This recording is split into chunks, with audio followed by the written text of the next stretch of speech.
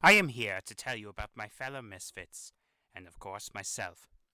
I don't usually tell stories, but I'll make an exception. As you probably know by now, we all reside here at Has Been Hotel. Well, here in hell. Simple as that. Once in a while, we all have an occasional jamboree, or party, as they are called now. I don't attend them usually. I'll tell you why once I get to myself. Now, on to my fellow misfits. First is Alistair. He died in the 1930s, 2 decades after I died and arrived here. Now, he may appear as a well-dressed gentleman, but that devilish smile and hypnotizing red eyes suggest otherwise. He's deceiving, a con, sometimes smart-mouthed, and lastly, an uppity. He uses his cunning ways to get what he wants, and not for the benefits of others here at Has Been Hotel. He always creeps me out with that wicked smile and bright red swirling eyes. I bet if he tried, he could hypnotize someone, if not anyone. Next is Angel Dust. Ugh. He died in the 1940s. He was a former mobster, and...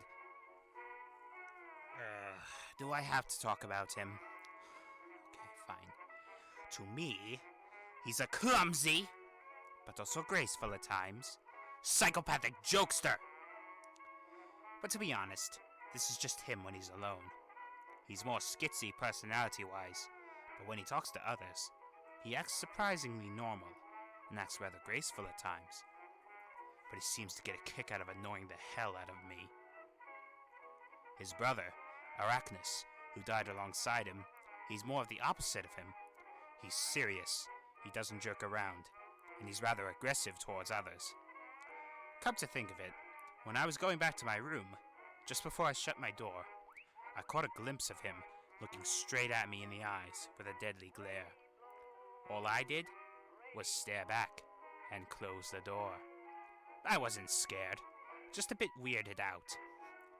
Now that I remember, Arachnus was kicked out of the hotel after attacking another resident here. Good riddance. Maybe it will teach him a lesson. Now Mimsy. Mimsy. Where do I even begin with her? Well, she died in the 1920s, a decade after I died and arrived here. She's sassy, smart, and manipulative. She always wants to get her way. But however, there is one good thing about her. She's a damn good performer. She was a club performer, I believe. I could be wrong. I don't really know her, okay?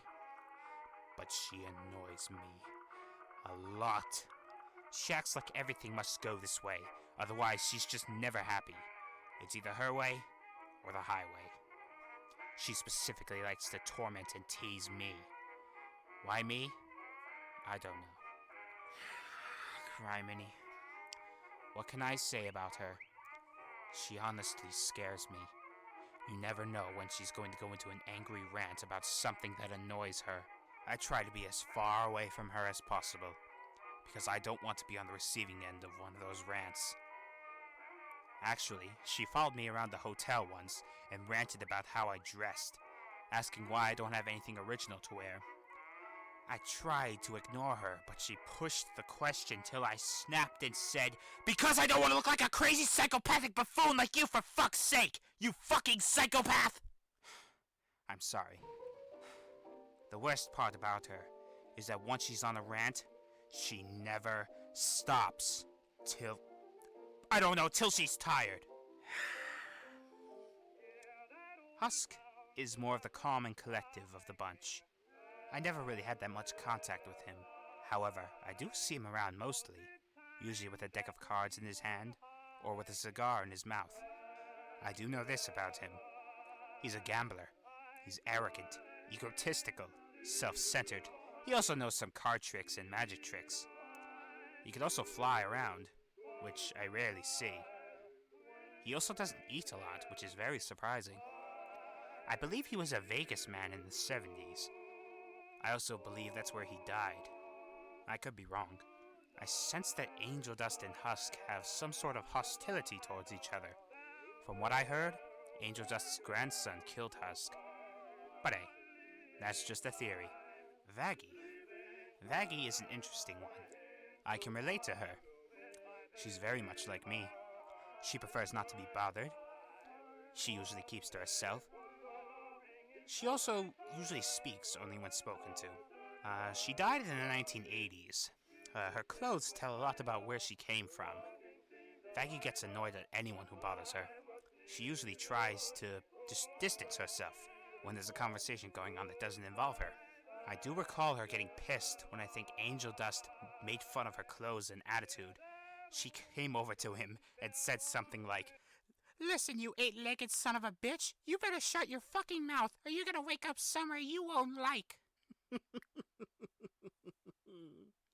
I'm sorry. I just remember that. It happened not too long ago, and it always makes me laugh. Okay, I'm sorry. Let me get back on the topic at hand. Now, Nifty. Now I honestly do not know where to begin with her. She's a strange one. She died in the 1950s. She's always so happy and optimistic about, well, anything really. She's always doing things that nobody asks her to do. It's very odd, and it boggles my mind. She's always so cheerful. Why is she so cheerful in this godforsaken place? I guess maybe I'll find the answer in the near future. Maybe. Anyway, thank you all for taking the time out of your day to hear me tell you about me and my fellow misfit. Oh! I almost forgot about me, yours truly. Well, I died aboard a ship in the 1910s. I think it was called the Titanic. I could be wrong. I don't really remember. Anyway, I usually don't like to be bothered. I don't hang around my fellow misfits, hence why I don't usually attend the parties that are held around there, and I like to keep to myself. There, now you know everything about me and my fellow misfits. Now, please make your way out the door to the exit. Thank you. Oh, for fuck's sake, it's criminy! I'll deal with her.